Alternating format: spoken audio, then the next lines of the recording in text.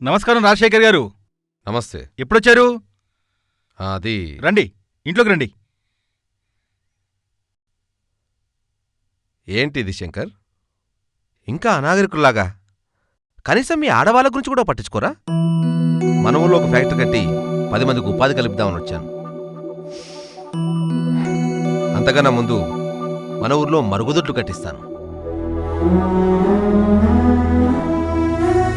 ఆడది ఆకలినైనా భరించింది కానీ అవమానాన్ని భరించలేదు. ఈ మార్పు మన ఊరి నుంచే ప్రారంభిద్దాం. అన్ని గ్రామాలకు ఆదర్శంగా నిలుద్దాం.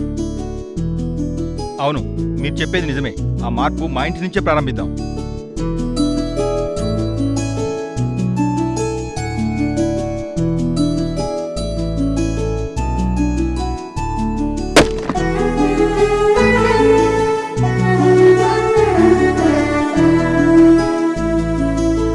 చేయి చేయి కలిస్తేనే చేయూత, స్వచ్ఛ భారత్తోనే జాతికి భవిత.